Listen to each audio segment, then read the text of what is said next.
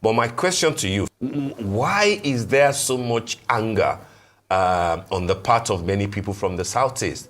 The video clip that we played earlier, where Senator Yinaya Baribe spoke about the fact that Nigeria should not think it's progressing by suppressing the Igbos.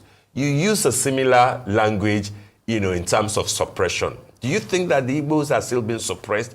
And why? Is it not something of a paradox that a people so enterprising will now be asking for federal intervention when they will have shown the world that, hey, we really don't need you that much. Our enterprise, our sense of duty can get the southeast part of Nigeria to become the next Dubai, for example. Why is federal intervention so important? Thank you very much, Steve, for that stimulating question.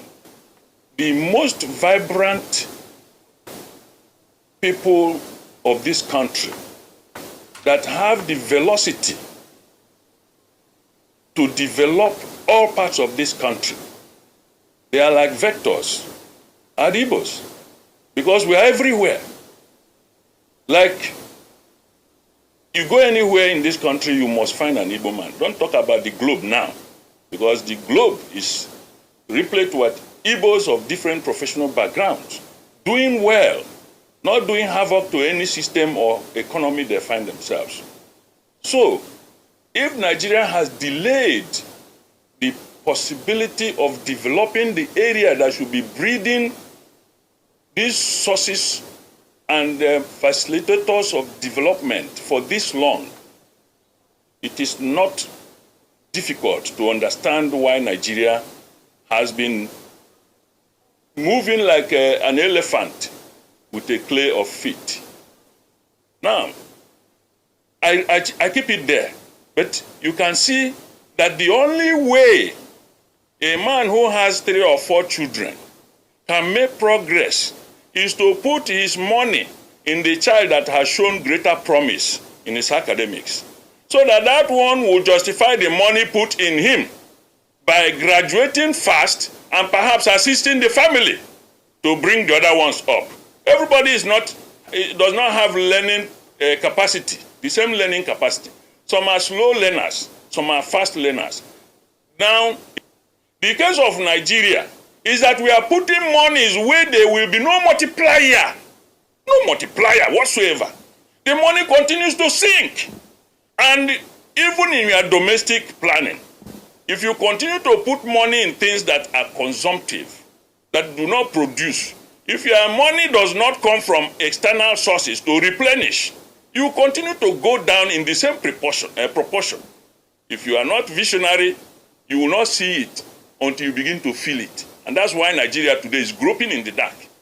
Because what is happening now is that many forces, political forces, are working in tandem, even if they were not in agreement to do so. But they now have a common purpose to hold down the Southeast for political fear, the fear of politics. But that is completely a misplaced fear. It is a phobia. Fear that does not get any justification from any sensible source. So there is suppression, there is oppression, the spirited effort to hold them down politically and economically. But they are there. They are there. So, and they will always be there. Because you don't a man who has a spirit of survivor, has developed the ability to accumulate and accommodate pains to the threshold that no other ethnic group can carry in this country. There's no road in the Southeast, the entire Southeast. Most of the roads you find are the ones put in place by individual efforts. Many Igbos have turned into local government of sort. They build their own roads, even if it is at a communal level. Communities build schools, pay school fees for their wards. They are never in any, even the so-called palliative that have been sharing, they have been sharing everywhere. Even when the ordinary, structurally, the South is supposed to deserve it even far more than the Northeast, because we were there in the cold before the Harmattan. Nobody remembers them.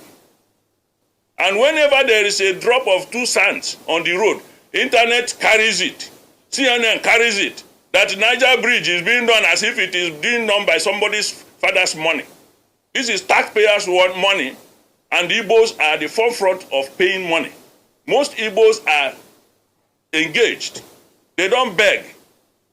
When you talk about social benefits, Igbos are not looking for you to come and give handouts. They're not. If there are any institution, critical institution of state, that will benefit everybody, because anything you drop in any soil in Igbo land is a multiplier. Look at the railway, how Igbos were excluded. The Port Harcourt, Meduguri, and all those things, none of them is functioning. At this point in time, the federal government would have been running to the World Bank, not even Central Bank, to deposit money, literally speaking, because of the liquidity that normally comes from the movement. It's just like the Chinese movement, in their New Year. Their trains, they carry people in billions. So Igbo land from Meduguri to Enugu, Enugu to Onitsha, Port Harcourt to Lagos, and so on, in every week would have been raking in trillions of naira. And we ignore that to our own discomfiture, because we think that we are harming the Igbos. Nobody is harming the Igbos. So we need the federal government presence effectively. Right. There are a lot of things in the Southeast that need to be addressed structurally. Yeah. And if that is done, the multiplier for development nationally would have been put in place. Because the Igbo man is like a bird. He never gets drowned, no matter the nature of the economy. We are facing it. Yes, And like it is said, if you hold your victim on ground, you are not likely to go and ease yourself.